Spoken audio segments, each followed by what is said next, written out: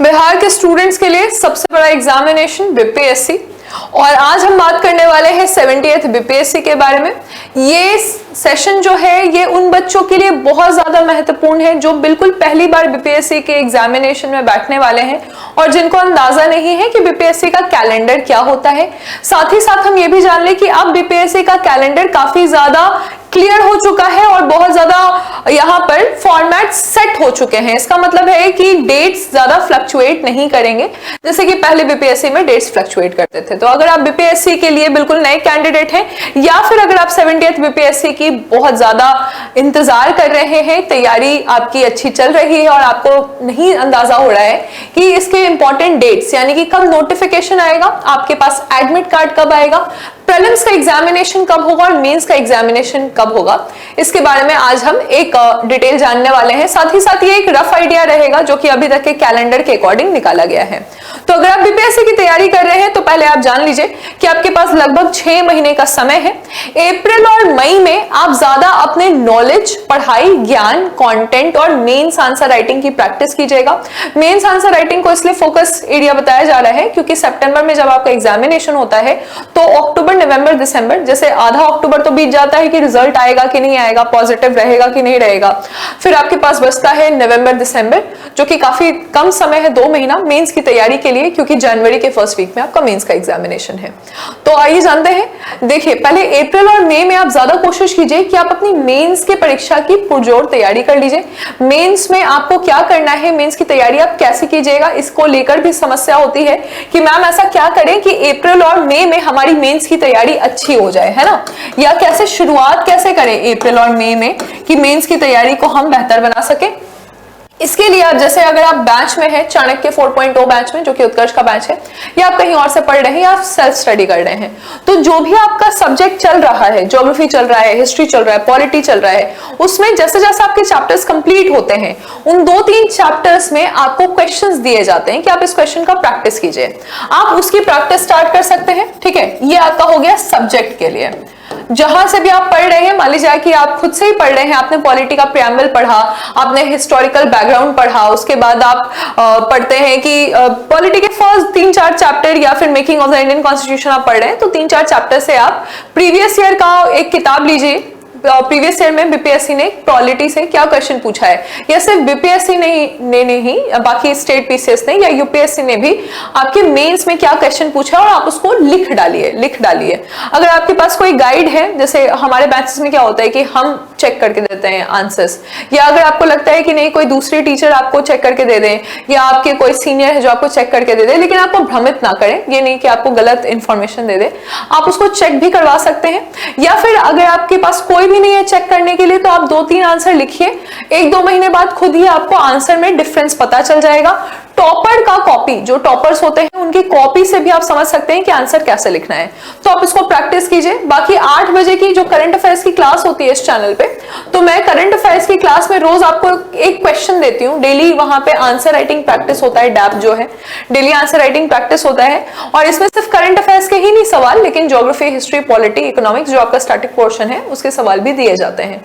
तो अप्रैल मई में पूरी कोशिश कीजिएगा कि आप अपने नॉलेज यानी कि वोरेशियस रीडिंग पे ध्यान दीजिएगा। देखिए, वोरेशियस रीडिंग का मतलब होता है कि ज्यादा पढ़ना, ठीक है, आप रीड कर रहे हैं, लेकिन मतलब मटेरियल यानी कि सब पढ़ जाए, जो आपका मटेरियल है उसको आप ज्यादा उस पर समय दे रहे हैं, स्टडी कर रहे हैं उसको। ठीक है, एनसीईआरटीज है, बाकी मैंने आपको वीडियोस बना दिए हैं कि जो भी इंपॉर्टेंट बुक्स हैं, तो इंपॉर्टेंट बुक्स एनसीईआरटीज को आप ज्यादा पढ़िए अपने, और आंसर राइटिंग प्रैक्टिस कीजिए। अप्रैल मई का समय आप इस तरह से गुजारिए। ठीक है, जब आपका जून जुलाई का महीना आता है, जून और जुलाई का महीना आता है, अब आपको थोड़ा सा प्रीलिम्स की तरफ भी फोकस करना है, क्योंकि आप जानते हैं कि प्रीलिम्स नहीं होगा तो मेंस लिखने का मौका नहीं मिलेगा।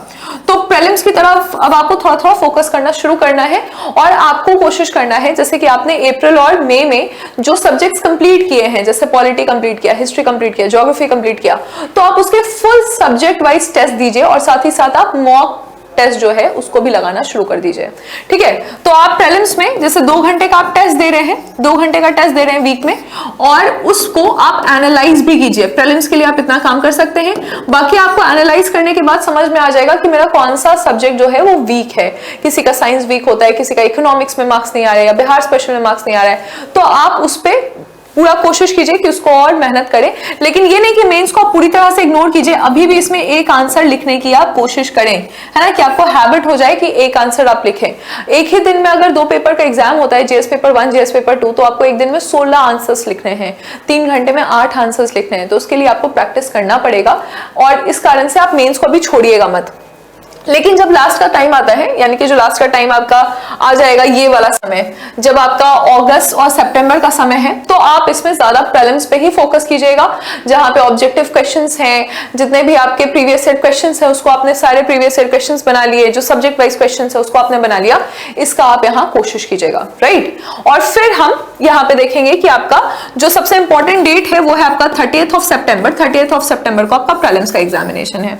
जहां तक बात आती है कि नोटिफिकेशन कब आएगा, या फिर आपका यहाँ पे बात आती है कि आपका एडमिट कार्ड कब आएगा, तो ये संभावित है, क्योंकि आप जान रहे हैं कि 4 जून तक तो इलेक्शन का समय है, तो इस समय तक हम नहीं एक्सपेक्ट करेंगे कि 4 जून तक कोई भी इसमें अपडेट आएगा।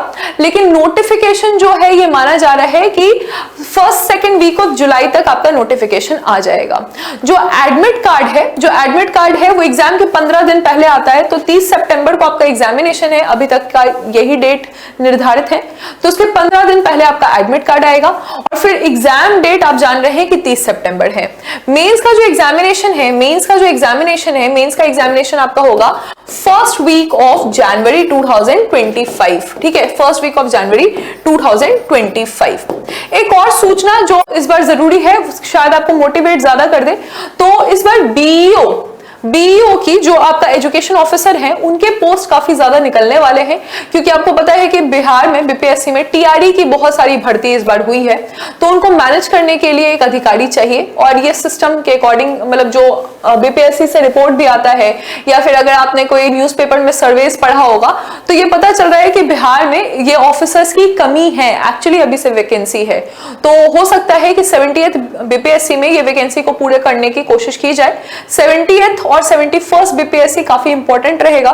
2025 में बिहार में विधानसभा चुनाव भी है, तो आप जानते हैं कि जब भी चुनाव का साल होता है तो उस साल वैकेंसीज काफी ज्यादा निकलती हैं। तो ये मान के हम चल रहे हैं कि बीईओ का पोस्ट बहुत ज्यादा निकलेगा, बाकी इंपॉर्टेंट डेट्स आपको पता चल चुका है। तो इसी तरह के इंफॉर्मेशन के लिए आप इस चैनल से जुड़े रहें। रोज 8 बजे करंट अफेयर्स की क्लास होती है, वो क्लास आपके बीपीएससी एग्जामिनेशन के लिए है। और जनरली क्या होता है कि हम करंट अफेयर्स पढ़ते हैं, लेकिन अपने एग्जामिनेशन के ऑथेंटिक व्यू पॉइंट से नहीं पढ़ते हैं, तो आप उसको जरूर पढ़िए।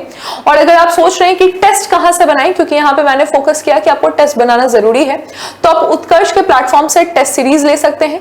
सिर्फ 500 रुपीज का ये टेस्ट सीरीज है, और ये टेस्ट सीरीज आपको एक ऑथेंटिक टेस्ट देगा, जहां पे आपको पूरी तरह से बीपीएससी के एग्जामिनेशन में जो पैटर्न है उसको कवर किया गया है यहाँ पे, और जिस तरह से सवाल पूछे जाते हैं उस पर खासा जोर दिया गया है कि वो बिल्कुल बीपीएससी ओरिएंटेड रहे।